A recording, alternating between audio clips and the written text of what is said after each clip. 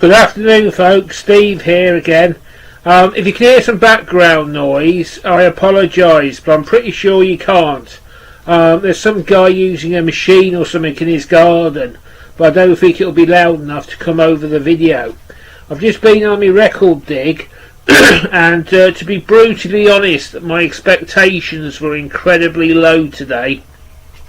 I'm due back in Shropshire tomorrow, and I wasn't expecting much at all, and I was quite pleasantly shocked. I've just picked up a record I've been after for about 3 or 4 years.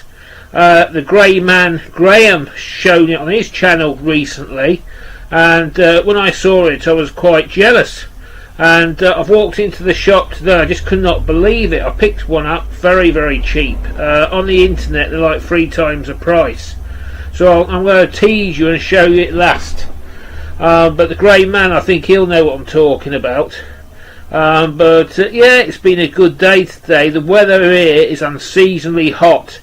I've been in my t-shirt and it's like a summer's day. Last year we was under about 3 or 4 foot of snow. It's just unreal here. And it's t-shirt weather. It's just unusually seasonally warm here. So I went into my favourite haunt, Camberley. I did a charity shop and I had an amazing score in the charity shop. So what I'm going to do is do that first. I've got most of it. It was nothing there that surprised me. Nothing I haven't got except for one CD. But at that price I'm not leaving it at home. The first one, a guy I remember back in the day, Phil Lynott. Thin Lizzy. It's a very best of one, and you got all the big hits on it, and you can see it cost me 99p. But unfortunately Phil Lynott, he was originally from Dublin, is no longer with us, and back in the day I was more of a fan of Mark Bolan, big T-Rex fan. Thin Lizzy just didn't do it for me, so I tended to ignore their stuff. But thanks to Scott and a few other people on the VC, I've started listening to their music, and I'm really sorry I missed them in the first place. But yeah, for 99p I ain't leaving that behind. The second one I got, charity shop wise, was Bad Company.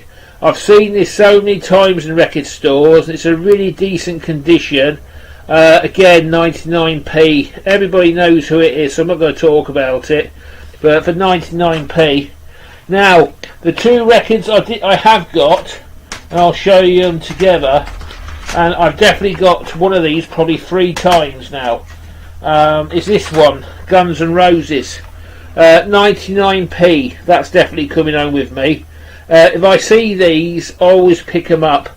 It's like the greatest hits gig. It's not a gig, sorry, it's recorded.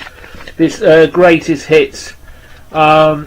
Yeah, it's in good nick, and you get a nice picture of Axl in the front cover. I think it comes with a, yes it does, I think you get some booklet action. Yeah, it's one of these things. You get records off all their records. I'm not going to get it out because of time, but also I picked up this record. This is Use Your Illusion 2. Now this is one I love for the simple reason is it cost me 99p, but Use Your Illusion came under a lot of fire. The big criticism was that it could have been 1 album instead of 2. There was, the main tracks. There was a lot of space fillers and stuff like that. But it's got one of the most, to me, the best tracks on the Use Your Illusion. This one was famous for Civil War and Knocking on Heaven's Door. They were like the massive hits. But my favourite song off here is track 2. It's called 14 Years. And off these 2 CDs, the Illusion CDs, that's probably my favourite song because it is a straddling track. He wrote it and he also performed it. And it's just a killer track. But I love these CDs. They are good. They're not as good as Appetite for Destruction, but there was some good stuff on them. As I said, there was a lot written about them. There was too many, should have reduced it just to 1 record and so forth and so forth. But I just thought I'd point out people to that track 14 Years. It's just a killer track and I love it. and it's got You Could Be Mine. That was Terminator, wasn't it? I'm sure it was. And Don't Cry, and all the stuff you expect. But yeah, it's just a killer song. So next time you listen to this song, or check out 14 Years, just a killer track. Some more I got from the charity shop. I told you I've done well at the charity shop today. Extreme, got another. I think I've got this. It's Porno Graffiti. In a record store, that was £4. I picked it up for 99p. A funked up fairy, leave your imagination, a funked up fairy tale on the back, or that's at least what I think it is. And I picked that up, 99p. I thought I lost the main event. The next one I picked up, sorry about that, Meatloaf, couldn't have said it better. Never heard it before. I know somebody's a big fan of Meatloaf. I should probably give it one listen to and pass it on.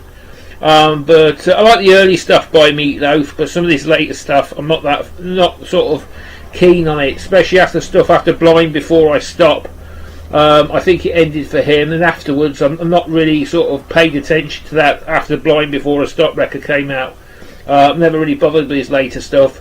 But yeah, a bit of Meatloaf. And what I might keep it for, actually, there's a bonus track of Bat Out of Hell, Meatloaf Storytellers, whatever that is. It might be worth keeping for that, but I don't know yet, I haven't decided.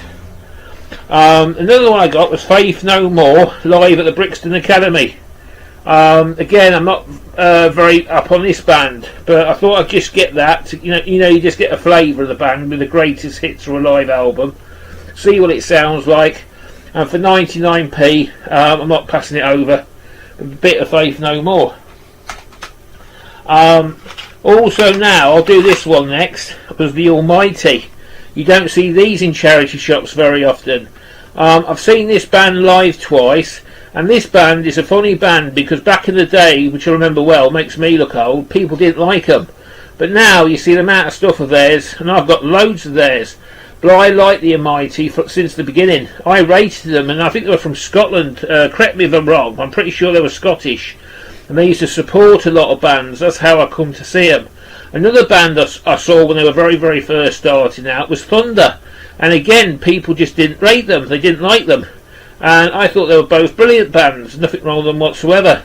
But now you look at The Almighty, and the amount of people say, oh, it's a great band, which, they are. I thought they were generally good. A lot of metalheads might disagree with me. They weren't as bad as some I could mention, but they were a decent band. They were pretty decent. I give them a 7 to 8 out of 10, and they weren't sort of brilliant like Slayer. They sort of fit in between bad and sort of, brilliant, if you know what I'm trying to say. But yeah, I'm really pleased to pick that up for 99p. And it's got Crucify on as well. That's a killer track. Now the next one I picked up was a local band, and I ain't leaving this behind for £1.99. Magnum 2. A couple of my favourite tracks all of my life. Love that song. And 99p charity shop, and it's an original, you can tell by that. It's just absolutely brilliant. 1987 vintage. It's got some good tracks on here as well. You can't beat it. I say, who would leave that in a charity shop for £1.99? All these CDs are in amazing condition. Because sadly, when you pick up CDs from the charity shop, the conditions of the cases are not bad, but the discs are so badly scratched I don't buy them unless they're decent. I leave them behind, even at charity shops. So all these CDs were decent, they're really good condition, which shocked me.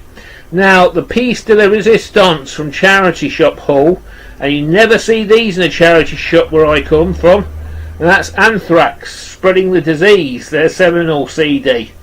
When it comes to this band, I can take or leave them. But I was absolutely shocked to see that in a charity shop for 99p. And that definitely wasn't coming home with me. It'll make a good trader. But I was more into Metallica and Slayer back in the day. I listened to Anthrax, they just didn't do it for me. I think I listened to them a couple of times, and it just wasn't, compared to Metallica and Slayer, they just didn't float my boat, if you know what I mean. And it's a sort of band I can take or leave. I'm not sort of spectacular into them, not like the Stones and other bands that I'm into. But that's the track listing, as you probably know. Got a killer cover, and it's also an original, it's got to be sort of second, third pressing. Again, it's got that stripe on. It's not a digitally remastered one anyway. But yeah, killer find at a charity shop. What? Now, what have I got? This one, bought this at the record store. Didn't buy much today. This was Megadeth. I bought this one because I'm pretty sure I haven't got it. But for £3 I'm not leaving it in a record store. Now, cut me some slack. I hope I've got this right. This is Megadeth's 2007 album, and it's their 11th album, or it was. It was on the Roadrunner, and I might have heard it. I can't remember. But for £3, it's definitely coming home with me. Again, if I have got it, I'll trade it. But that's a disc for it. If you've got any comments on it, let me know. Knowing my luck, I probably bought the pig in the poke. But it's got a nice internal cover, and yeah, it's got a cracking artwork. It's got that piece of artwork there, and yeah, if you like your thrash metal or progressive thrash or whatever you want to call it, yeah, it's a good band. But this is another band I was late to the party with as well. But unfortunately, as I said on previous videos, in the 80s when all this, or late 80s when it was all coming out, beggars couldn't be choosers. You never had the money like we have now, and you had to be very, very selective in your record collecting. And unfortunately, I was very poor, and I never had the money to buy what I wanted. So I had to be very disciplined and very focused, and sort of get a record, because you've got to remember that was like a week's pay. And the time you paid your rent, it was like a massive investment buying a record, and you had to get it right. You can't do what you do now and sort of buy records and this is no good. Give it to a charity shop, because in them days CDs were serious money. You couldn't pick up a CD, certainly not for £3. So yeah, I picked this one up, £3. So now come to the Holy Grail, and Grey Man Graham, this is for you, brother. And I was absolutely shocked to see this record, especially for £4. And this is Christopher Lee's Charlemagne. Now, some of you may be, or some of you may not be aware, Christopher Lee was a famous British actor. He did a lot of Dracula films. He was in The Lord of the Rings. He was in a James Bond film. You name it, he did it. But he was also a heavy metal singer, and he worked with a couple of bands. I can't remember the band, but it was on the tip of my tongue. And I've been after this one for about 4 or 5 years.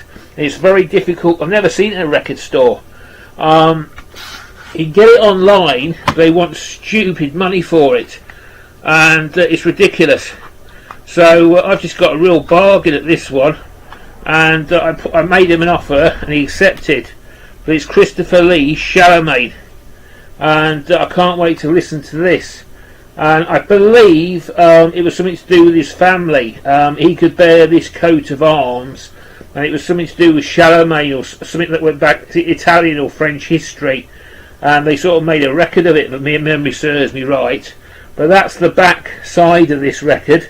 It's got all that stuff. On the front, you got Charlemagne, Christopher. Obviously, that's it, the man himself. And sadly, I think he died a few years after he did this. But that's the booklet.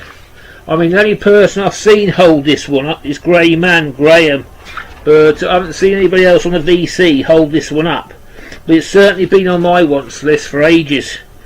But if you ever come across it, I recommend you like sort of, this stuff, or give it a listen to on YouTube. You might be pleasantly surprised. But yeah, there he is again, Christopher Lee. But yeah, he was a top-notch actor. I think he lived to his 90s. I know he was an astronomical age when he died, but he was sort of the Dracula that everybody associates with, you know what I mean, with the Hammer House. He always used to work with Peter Cushing as well. But funny enough, I think he went to school just down the road from where I am at Wellington College. I may be mistaken, but I'm 100% sure I'm right. He used to go to school just down the road from here. But anyway, folks, oops, I've got something else to show you, so I've just nearly missed it. Sorry, it's a long film today. Don't normally make them. This is another thing I picked up.